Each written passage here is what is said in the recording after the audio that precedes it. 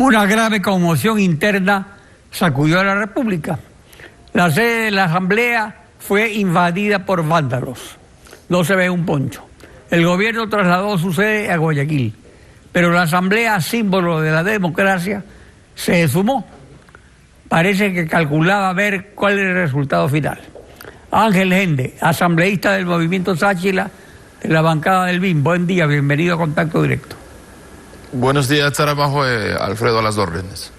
Antes de entrar al tema de la Asamblea, la movilización de los pueblos indígenas fue utilizada por el correísmo con la venia y la complicidad de algunos dirigentes.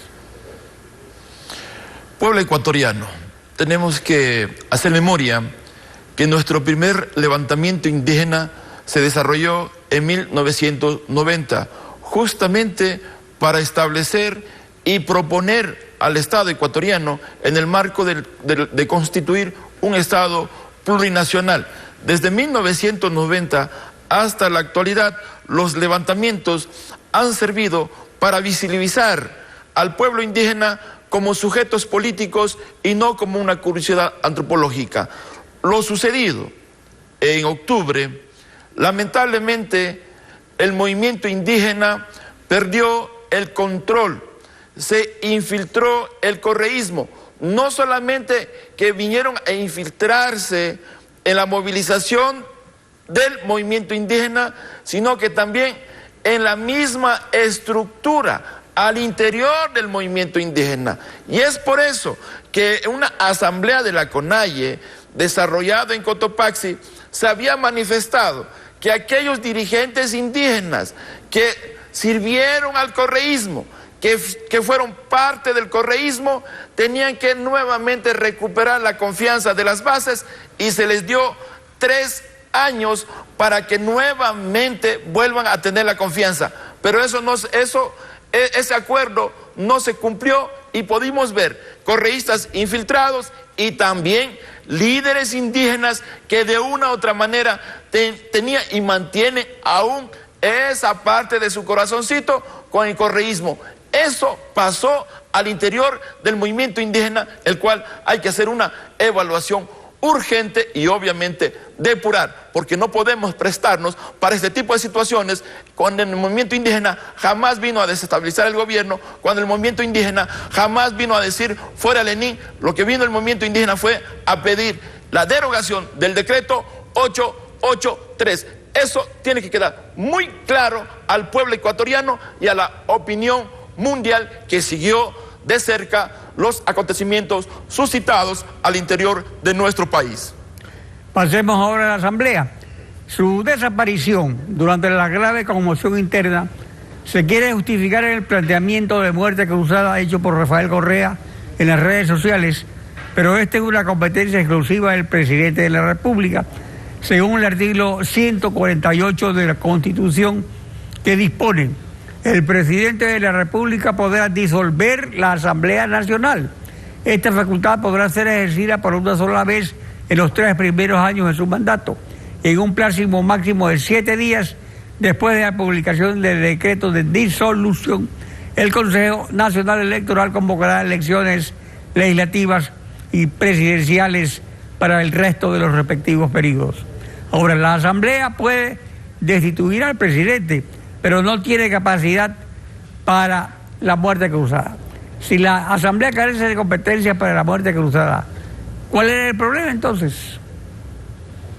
Ahí hay que tener en cuenta, y especialmente al ser un asambleísta que formamos parte del movimiento indígena, para mí fue muy claro. Estábamos reeditando lo que siempre ha sucedido. El movimiento indígena sale a las calles por su profundo sentimiento de dolor al estar excluido, al ver que no tenemos políticas públicas, al ver que la pobreza no se ha superado en nuestro país, al mirar que el regionalismo y el racismo existe. Nosotros siempre hemos salido a la calle a defender al pueblo que vive en el páramo, al pueblo que vive en la selva, al pueblo que vive en el campo, al pueblo que vive en el suburbio. Eso ha sido nuestra identificación histórica, pero de esa lucha se han valido muchísimos oportunistas. Recordemos, pueblo ecuatoriano, ¿Qué pasó? Pero eso que tiene que ver con la asamblea, o sea, dentro de la asamblea, ¿qué pasó? ¿Por qué la asamblea permaneció en silencio? Porque también era reeditar lo que ocurrido antes, que finalmente el golpe final se da en la asamblea. Obviamente tenemos historia, y ahí nos han utilizado al movimiento indígena, porque el movimiento indígena hemos salido nosotros con fervor cívico, con compromiso. Pero ¿qué es lo que ha hecho la clase política tradicional? Recordemos, en la época de Bucarán, nosotros salimos a las calles a decir que ahí subieron el gas, subieron el precio del gas. Nosotros salimos a la calle a protestar por eso, por esas medidas económicas. Pero ¿qué hicieron? En la Asamblea Nacional le declararon incapacidad mental y destituido. En la época de Maguat, cuando nosotros salimos contra la dolarización, contra el salvataje bancario, ¿qué hicieron?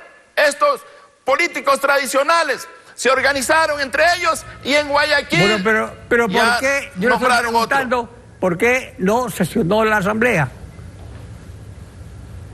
En ese contexto... O sea, ¿por qué no se hizo presente, por lo menos con un manifiesto, con una declaratoria de los jefes de bancadas, del presidente, con una resolución?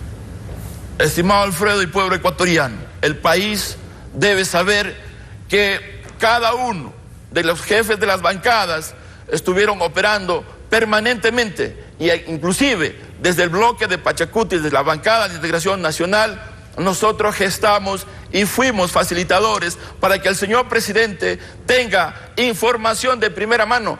Y obviamente, al no haber las garantías necesarias, porque de verdad que el país fue sitiado por una guerrilla urbana, en donde dieron seguimiento no solamente al asambleísta Ángel Gende, sino a otros dirigentes indígenas. Entonces, por lo tanto, no había las garantías necesarias, y por eso guardamos nosotros, en primer lugar, nuestra convicción de respetar el orden constituido, que es la democracia, y por hoy hemos garantizado esa democracia, y obviamente nosotros estamos firmes en lo que hemos hecho, firme para defender la democracia, y que obviamente los oportunistas no le vamos a dar espacio. Puede apreciarse que el principio de la independencia de las funciones del Estado ha devenido en un lavamanos.